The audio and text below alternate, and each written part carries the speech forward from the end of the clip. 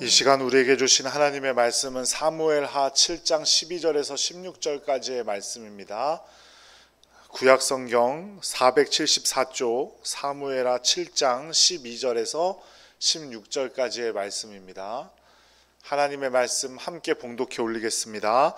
내 수완이 차서 내 조상들과 함께 누울 때에 내가 내 몸에서 내 씨를 내 뒤에 세워 그의 나라를 견고하게 하리라. 그는 내 이름을 위하여 집을 건축할 것이요 나는 그의 나라 왕위를 영원히 견고하게 하리라. 나는 그에게 아버지가 되고 그는 내게 아들이 되리니 그가 만일 죄를 범하면 내가 사람의 매와 인생의 채찍으로 징계하려니와 내가 내 앞에서 물러나게 한 사울에게서 내 은총을 빼앗은 것처럼 그에게서 빼앗지는 아니하리라. 내 집과 내 나라가 내 앞에서 영원히 보존되고 내 왕위가 영원히 견고하리라 하셨다 하라. 아멘. 오늘도 수고 많으셨습니다. 우리 옆에 분들과 함께 인사 나누겠습니다. 사랑합니다. 축복합니다. 참 잘 오셨습니다. 감사합니다. 오늘도 지난주에 이어서 같은 본문이죠. 사무엘하 7장 12절에서 16절 말씀 다윗 언약을 가지고 우리 함께 다윗의 삶을 살펴보면서 은혜 나누고자 하는데요. 지난주가 이제 다윗이 다윗 언약을 받기 전의 삶을 살펴보았다면 오늘은 다윗 언약을 받은 후의 삶을 살펴보고자 해요. 지난주를 잠깐 이렇게 요약하면 사울 왕에 의해서 도망자 신세가 되었던 다윗이 가장 먼저 통일 이스라엘의 왕이 된 게 아니고 남쪽 유다 지파의 왕이 되었어요. 그리고 나서 약 7년 6개월 있다가 통일 이스라엘의 왕이 됩니다. 그때 다윗이 왕이 되었을 때 예루살렘이란 도시는 누가 다스리고 있었느냐? 여부스 족속이란 사람들이 다스리고 있었는데 다윗이 전쟁에서 싸워 이겨서 여부스 족속을 예루살렘에서 몰아내고 예루살렘을 통일 이스라엘의 수도로 삼게 되지요. 그리고 나서 이제 다윗 언약의 이야기가 나오는 겁니다. 이때 블레셋 사람들이 이를 못마땅히 여기고 전쟁을 하고자 올라왔어요. 그런데 누가 이겼게요? 다윗 왕이 이겼죠. 다윗 왕이 이겼어요. 그리고 하나님의 언약궤를 다윗 성 예루살렘으로 옮기고 나서 이제 다윗 언약이 오늘 말씀 사무엘하 7장에 나오는 겁니다. 그 후 하나님께서 약속하신 대로 다윗을 도우셔서 블레셋의 완전한 항복을 받게 되는데 이때 다윗의 또 교만한 모습이 나와요. 사무엘하 8장 2절 말씀을 함께 읽어보겠습니다. 시작. 다윗이 또 마을을 쳐서 그들로 땅에 엎드리게 하고 줄로 재어 그 2줄 길이의 사람은 죽이고 1줄 길이의 사람은 살리니 모압 사람들이 다윗의 종들이 되어 조공을 드리니라. 사람의 키에 따라서 죽이기도 하고 살리기도 했다 이 말이에요. 다윗은 손수 하나님의 성전을 짓고 싶어 했지만 하나님께서 허락하지 않으셨죠. 왜 그래요? 왜 하나님께서 허락하시지 않으셨어요? 내 손에 뭐가 많이 묻었다? 피가 많이 묻었다. 근데 이거는 단순히 다윗이 전쟁을 많이 했다라는 의미를 넘어서 다윗이 불필요한 학살을 많이 했기 때문이다라고 많은 학자들은 얘기를 합니다. 이후에 사무엘하 12장 31절에 또 이런 말이 나와요. 랍바라는 도시를 점령을 하거든요, 다윗이. 그리고 그때 다윗이 한 일이에요. 보세요. 함께 읽어볼게요. 시작.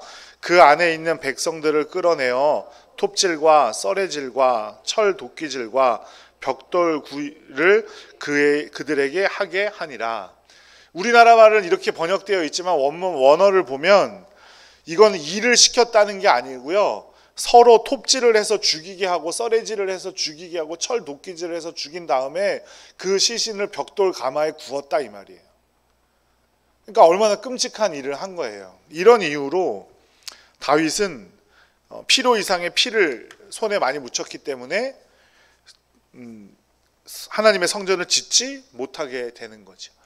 그러니까 정신을 똑바로 차리지 않으면 다윗 왕과 같은 위대한 사람들도 자신의 감정을 잘 다스리지 못하게 되고, 그죠? 해서는 안 될 일들을 하게 된다라는 겁니다. 그리고 잘 알고 있는 다윗의 몰락이 이 이야기의 다음에 나옵니다. 바로 자신의 충신인 우리아의 아내 밧세바를 간음하는 사건이 벌어지는 거죠. 이 이야기가 우리에게 의미 있는 것은 간음하지 말라라는 의미도 있겠지만 다윗과 같은 사람들도 무너지더라 이거예요. 다윗 왕과 같은 사람도 무너지더라. 다윗은 요나단의 아들인 무비보셋이라는 사람도 요나단의 아들 무비보셋도 잘 돌봐주었던 사람이고요. 기도도 열심히 했던 사람이에요. 그런데 무엇 때문인지 다윗과 같은 그 기도하던 사람도 무너지더라. 누구든 예외 없이 매 순간마다 깨어있지 못하면 무너지고 죄의 길로 가게 되더라 이 말이에요. 그러니 우리는 매 순간 깨어있도록 노력해야 하는 겁니다. 내가 옛날에 기도원에 가서 몇 시간 기도를 하고 산기도 가갖고 소나무 몇 그루 뽑고 기도하다가 입신을 하고 방언을 하고 옛날에 이거 했다는 거는 중요하다 중요하지 않다? 중요하지 않다. 지금 우리의 영적인 상태가 제일 중요하다. 그러면 우리가 더 주목해 볼 것은 그런 다윗이라는 믿음의 사람은 왜 무너지게 되었는가죠. 사무엘하 11장 1절 말씀을 읽죠. 시작.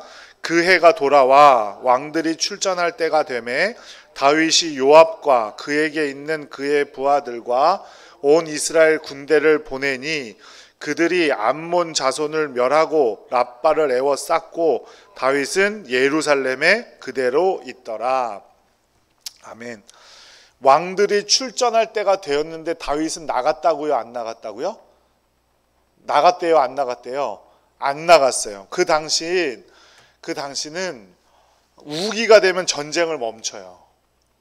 우기가 되면 전쟁이 멈추고 건기가 시작될 때 다시 전쟁을 하게 되는데 그 해의 첫 번째 건기의 첫 번째 나가는 전쟁은 왕이 같이 나가게 되어 있어요. 그게 이제 법으로 그렇게 정해져 있는 게 아니라 그게 관례고 암묵적인 동의였어요. 그러니까 오늘 사무엘하 11장 1절에 그 해가 돌아와 왕들이 출전할 때가 되매라는 것은 이제 전쟁을 할 법한 건기가 되어서 그 해의 첫 번째 전쟁을 하러 나간다 이 말이에요. 그러면 그때 누가 나가야 돼요? 다윗 왕도 같이 나가야 되는 거죠. 그런데 다윗 왕은 나가지 않았어요. 이 왕의 의무사항에 가까운 건데 다윗은 나가지 않았어요. 성경에는 정확히 나와 있지는 않지만 오늘 11장 1절 읽고 2절의 말씀에 보면 다윗이 침상에서 일어났는데 그 일어난 때는 언제라고 말하냐면 저녁이라 그랬어요. 저녁에 다윗이 침상에서 일어났대. 우리는 침상에 언제 일어나요? 아침에 일어나죠. 그러니까 아마도 다윗은 이제 나도 할 만큼 했어. 나도 좀 쉬어도 되겠지. 이런 마음을 품고 있었던 것 같아요. 저녁에 침상에서 일어났다. 얼마나 영적인 긴장감이 풀어졌는지를 보여주는 단적인 예입니다. 우리는 전쟁을 하진 않지만 그러면 우리는 영적인 나태함, 우리가 영적으로 나태해진다는 사실을 무엇으로 알 수 있을까요? 여러분들 우리 목사님은 또 그 말 한다고 할지 모르겠지만 예배예요. 예배가 내 삶의 중심에 있지 않다는 것은 하나님과의 관계가 멀어진다는 것을 의미하는 거고 하나님과 멀어지면 나태해질 수밖에 없어요. 진심으로 예배 중심의 삶을 살아가는 복된 성도님들 되시기를 간절히 축복합니다. 시간이 나서 예배에 나오는 게 아니에요. 주일, 수요일 새벽기도 이미 하나님과 약속되어 있는 시간이에요. 여러분들도 잘 생각해 보세요. 친한 친구와 약속을 했어요. 만나기로 약속을 했어. 그런데 이 친구가 다른 일도 아니고 다른 사람이랑 약속이 생겨서 오늘 약속을 깨야겠대요. 그러면 어떤 생각이 드세요? 그래도 적어도 약속을 깬 이 친구는 나보다 어떻게 해요? 새로 약속을 한 사람을 더 중요하게 여기고 있는 거죠. 그렇죠? 저는 그러면 엄청 화나요. 여러분들은 마음이 좋으셔서 다 용서하실지는 모르겠지만 저는 엄청 화나거든요. 그러면 하나님도 마찬가지일 것 같아요. 우리는 이미 주일, 수요일 새벽 기도는 하기로 약속이 되어 있는 사람들이에요. 언제부터? 예수님 믿을 때부터. 그런데 그 약속을 어기고 다른 일을 하고 있다? 하나님보다 그 일이 더 중요하다는 거죠. 영적으로 나태해지면 당연히 예배에 나태해지게 되어 있고요. 예배에 나태해지면 꼭 무슨 일이 일어나게 되어 있어요. 그렇게 영적으로 나태해 있을 때 다윗은 목욕하는 한 여인을 발견하게 됩니다. 영적으로 나태해지지 않았더라면 그냥 넘어갈 수도 있는 일이었는데 영적으로 나태해져 있죠. 그리고 이 다윗에게는 지금 그 여인을 오라 가라 할 수 있는 뭐가 있어요? 권력이 있어요. 그래서 자신에게 아무것도 없을 때는 아무것도 못했겠지만 자신이 가진 권력과 돈을 가지고 그 자신의 욕망을 채우려고 하는 겁니다. 결국 다윗은 밧세바를 범하게 되었고 충직했던 신하 우리아도 죽게 되었고 우리아와 곁에 있던 몇 사람이 또 죽게 되었어요. 그리고 다윗의 탐욕 때문에 여러 사람이 죽게 되었는데 이때 밧세바와 다윗을 통해서 낳은 아이도 죽게 됩니다. 이게 영적인 나태함의 피해예요. 우리가 영적으로 나태해지면 그냥 나만 피해보고 마는 게 아니라 내 주위에 있는 사람, 가족들까지도 피해를 받게 돼요. 목사님, 기반이 좀 잡히면 갈게요. 죄송하지만 그렇게 백날 해봐야 기반 잡히지 않아요. 기반이 잡히려고 예배에 나와야 되는 거예요. 애가 공부하니까 공부 다 끝나면 대학 가면 그때 데리고 나갈게요. 애가 학원 다녀오면 엄마가 좀 집에 있어야죠. 간식이라도 좀 챙겨줘야죠. 죄송하지만 간식은 챙겨주고 애들 공부는 더 잘 봐주고 애들에게 사랑을 베풀 수는 있을지 모르나 그 아이는 이유만 있으면 예배는 빠져도 되는 것으로 계속 학습받고 있는 겁니다. 계속해서 예배 소홀히 할 수 있는 이유에 대해서 계속해서 그 아이들에게 설명해 주고 있는 거예요. 나는 그렇게 가르치려고 하고 있지는 않지만 내 입으로는 내 마음으로는 예배가 가장 소중하다고 말은 하고 있지만 내 행동으로는 내 자녀들에게 이유만 있으면 예배에 빠져도 된다고 계속 말해주고 있는 거예요. 만일 다음 주일이 예수님 오시기 전 마지막 주일이라고 우리가 그렇게 알 수 있다면 주일 예배를 빠지시겠어요? 절대 안 빠질걸요? 그럼에도 불구하고 우리가 감사할 것은 우리 주님께서는 우리에게 끊임없이 기회를 주고 계시다는 사실이에요. 이런 상황 속에서 하나님은 다윗을 포기하지 않으시고 나단이라는 선지자를 보내주시죠. 그리고 회개의 기회를 허락하시고 다윗을 용서해 주세요. 우리 중에 어떤 사람도, 이 세상에 어떤 사람도 완벽한 사람은 단 한 사람도 없어요. 누구든 넘어질 수 있고 죄악 가운데 빠질 수 있어요. 중요한 것은 그 회개의 때를 붙잡는 겁니다. 다윗은 죄를 지적받았을 때 그것을 회피하거나 변명하려고 하지 않았고 자신의 죄를 있는 그대로 고백하고 인정했어요. 그래서 다윗은 시편 51편 말씀에서 오늘 이 밧세바를 간음했던 사건, 자신의 잘못된 것들을 낱낱이 다 노래합니다. 왕이잖아요. 그죠? 그 노래를 만들어서 사람들에게 예배 때마다 부르게 했다면 자기의 치부가 다 드러나는 거잖아요. 그런데도 다윗은 그렇게 했다는 거예요. 그게 뭐예요? 진심으로 회개하고 있었고 자신을 하나님께서 용서해 주셨다는 것을 믿기 때문에 그렇게 할 수 있었던 거죠. 이 세상에 죄에 노출되어 있지 않은 사람은 단 한 사람도 없어요. 그러니 우리가 나가서 죄를 짓자 이 말이 아니라 죄를 지었을 때 주님께 얼른 돌아와 회개하는 여러분들 되시기를 간절히 축복합니다. 다윗은 이 사실을 믿었기 때문에 자녀를 잃었잖아요. 어찌됐든 무엇을 통해서 갖게 되었던 밧세바와 처음 낳은 아기가 죽게 되었는데 그것을 받아들이죠. 거기에 대한 아무런 원망과 불평도 하지 않습니다. 하나님의 주권을 그대로 받아들여요. 우리가 꼭 기억해야 할 것은 첫 번째가 영적인 나태함을 피해야 된다는 거였다면, 두 번째는 그 영적인 나태함을 뛰어넘어 우리를 용서하시는 하나님의 손길이 있다. 그러니 영적 나태함에서 얼른 빠져나와야 된다.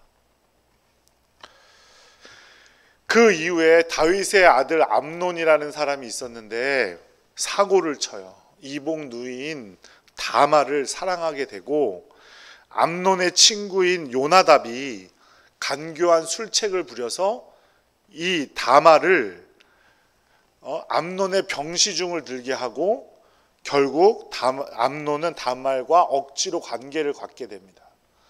근데 이 암논이라는 놈이 얼마나 나쁜 놈이냐면, 그러면은 더 아껴주고 사랑을 해야 될 텐데 그냥 쫓아내버려요. 이 다말이라는 자신의 이복 누이를.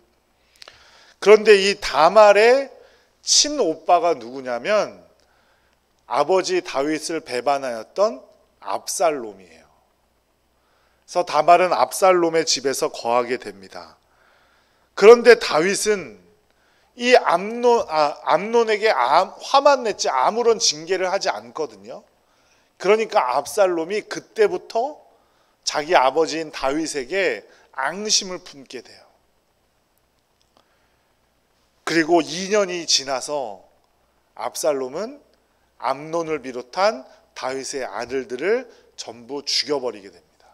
복수를 한 거죠. 그런데 압살롬이 한 복수나 암논이 자기의 정욕을 견디지 못해서 자신의 누이를 강제로 추행한 거나, 그 근본은 뭐예요? 똑같은 거죠. 자신의 정욕, 자신의 욕심을 채우기 위한 거예요. 그게 바로 우리는 교만이라고 부르는 거고, 교만이 일만 악의 뿌리가 되는 이유인 겁니다. 우리는 살인하지 않잖아요. 누구 안 죽여보셨죠? 여기 죽여보신 분 없으시죠?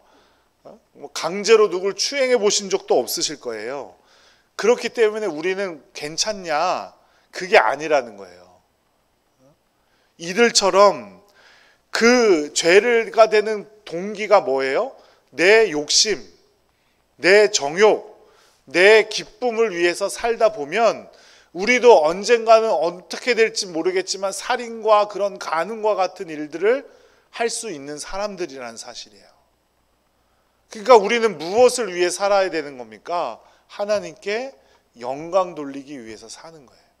하나님께 영광 돌리기 위해서 사는 것이, 하나님께 영광 돌리기 위해서 사는 것으로 끝나는 것이 아니라 그것이 누구를 지켜주는 거예요? 나를 지켜주는 거예요. 우리가 내 기쁨이 아니라 하나님의 영광을 위해 살려고 노력할 때 내가 살인도 저지를 수 있고 간음도 저지를 수 있는 사람인데, 그 하나님께 영광 돌리려는 마음이 그거를 나를 막아주는 거죠.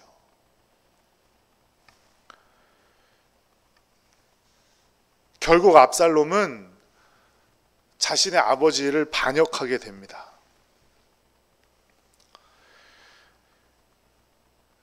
자기의 분이 풀리지가 않았던 거예요.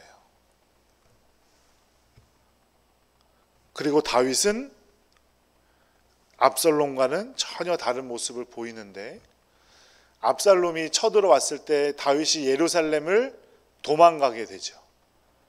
그런데 아무도 없이 도망갈 줄 알았는데 이때라는 장군이 다윗을 쫓아와요. 내가 다윗 왕을 따르겠노라 하면서. 그런데 다윗이 어떻게 했냐면 이때를 예루살렘으로 돌려보냅니다. 지금은 네가 나를 따랐다가는 너의 가족이나 너의 모든 것들이 무너져 버릴 수 있으니까 예루살렘에 가서 기다려라. 내가 반드시 돌아올 거다. 그리고 다윗의 뒤를 따르던 사람들이 무엇을 가지고 있었냐면 하나님의 언약궤를 가지고 있었어요. 다윗 언약궤도 예루살렘으로 돌려보냅니다. 하나님을 무시했기 때문이 아니고요, 하나님을 이용하기가 싫었던 거예요. 이게 좀 다른 거죠, 그죠? 하나님 언약궤가 있다고 내가 있고 없고에 따라서 하나님께서 나를 지키시고 안 지키시고가 아니다라는 사실을 다윗은 분명히 믿고 있었던 거예요. 그래서 다윗은 언약궤도 돌려보냅니다. 그런데 압살롬은 반역하기 전에 무슨 일을 했냐면, 반역을 하기 전에 백성들을 위해주고 도와주는 척하면서 백성들의 환심을 삽니다. 그리고 또 압살롬의 외모가 엄청나게 잘생겼었나 봐요. 그러니까 그런 것으로, 눈에 보이는 것으로 사람의 환심을 사게 돼요. 그러니까 다윗왕과 압살롬의 차이인 거죠. 사람의 차이. 사람들은 눈에 보이는 외면적인 것에 관심을 더 많이 둡니다. 하지만 믿는 자인 우리가 관심을 두어야 할 것은 무엇이냐면 영적 관심이라는 사실을 꼭 기억하시기 바라요. 다윗이 앞서 보았듯이 우리와 같이 죄에 노출되어 있고 죄를 지을 수도 있고 자신의 감정도 잘 추스리지 못하던 사람이었지만, 그럼에도 불구하고 지금도 위대한 왕으로 평가받고 있는 것은 바로 하나님을 앞세우고 살려고 그나마 노력하는 사람이었기 때문이에요. 외적인 것보다 영적인 것에도 관심이 있었고, 하나님을 욕되게 하지 않으려는 그 마음이 있었기 때문이라는 사실을 우리는 꼭 기억해야 돼요. 앞서 보았듯이 왕과 왕자들도 잠시 방심하면 영적인 타락을 겪게 됩니다. 우리는 그래서는 안 되겠죠.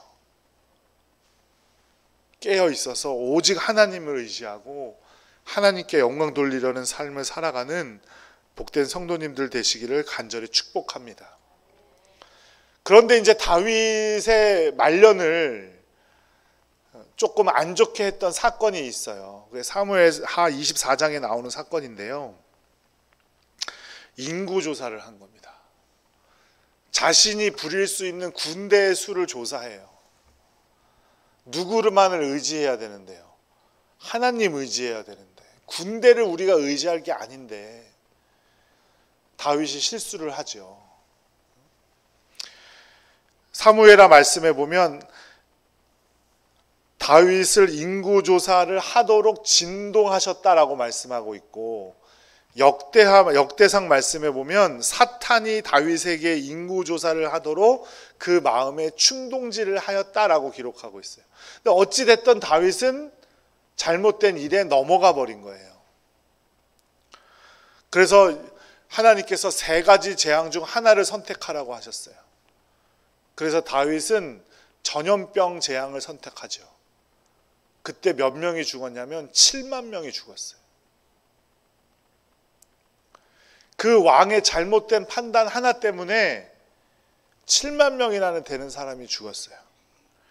왜 우리가 주목해야 할 것은 왜 이런 일이 벌어지느냐가 아니라 우리가 영적으로 그만큼 민감한 사람이 되어야 한다는 사실이죠. 이것이 정말 하나님의 일인지 사탄 마귀가 나를 꼬이는 건지 영적으로 언제나 민감함을 가지고 있어야 되는 거예요. 다시 첫 번째로 돌아가는 거죠. 영적 나태함을 피해야 돼요. 영적 나태함에서 깨어 있어야 돼요. 그래야 하나님께 영광도 돌릴 수 있는 거고, 그래야 하나님께서 나를 얼마나 사랑하시는지도 알게 되는 겁니다. 사랑하는 여러분, 우리가 다윗의 삶을 통해서 뭐 하나하나 꼼꼼히 다 챙겨본 것은 아니지만 큰 사건들을 통해서 본 다윗의 모습을 통해서 본 것은 하나님께서 우리를 주권적으로 다스리기를 원하신다는 사실을 꼭 기억하시길 바라요. 목동이었던 다윗을 하나님께서 선택하셨어요. 목자가 얼마나 보잘것없는 일인지는 지난주에 말씀드렸죠. 그럼에도 불구하고 그를 들어서 기름 부어주시고 왕으로 삼아주셨어요. 혹시 지금 자신의 삶이 너무나 힘들고 어렵고 또 다른 사람에 비교해 보면 너무 보잘것없어서 낙심하고 계신 분들이 있다면 그것이 전부가 아니라는 사실을 꼭 기억하시기 바라요. 하나님께서 우리를 택해 주시면 우리는 거룩한 자들, 높임을 받을 수 있는 자가 될 수 있다는 사실을 꼭 기억하시기 바라요. 그러니 우리는 하나님께 영광 돌리는 사람이 되어야 돼요. 하나님 손에 붙들린 사람이 되어야 돼요. 그게 바로 영적 나태함을 피하는 것이고 영적으로 민감한 사람이 되어야 된다고요. 영적으로 민감함이 있어야 다른 사람이 듣지 못하는 하나님의 음성도 들을 수 있고 하나님의 말씀을 보다가 깨달음도 얻을 수 있는 거고 또 남들은 보지 못하는 것을 볼 수가 있는 거예요. 똑같은 광경을 보면서도 보지 못하는 것들, 영적으로 둔감한 사람은 보지 못하는 그 영적인 일들을 보게 되는 거죠. 그래서 목사님들이 영안이 열려야 된다 이런 말씀 들어보셨죠? 눈으로 보이는 것들이 그런 거라는 거예요. 그럴 때 우리는 하나님의 영광을 위해서 일할 수 있으며 우리를 하나님께서 지켜주실 줄로 믿습니다. 실수투성이었지만 하나님의 놀라운 궁휼하심으로 다윗의 삶을 인도해 가시잖아요. 그죠? 다윗이 너무 잘해서 그렇게 인도함 받은 게 아니에요. 계속 실수를 해요. 그럼에도 불구하고 다윗은 하나님께 나아가기를 원했던 사람이고 하나님의 긍휼하심을 알았던 사람이에요. 그래서 하나님께서는 다윗을 버리지 않겠다고 약속하셨고 그 약속을 끝까지 지키시는 겁니다. 그러니 우리도 영적 나태함을 경계하고 예배 중심의 신앙으로 승리하는 우리 동상권석들 되시기를 간절히 축복합니다. 그렇게 하나님께 영광 돌리는 삶 가운데 이 땅에서 주님께서 우리를 보호하여 주시고 선한 길, 바른 길로 우리를 인도하여 주실 줄로 믿습니다. 아멘. 우리 이 시간 다 같이 기도하도록 하겠습니다.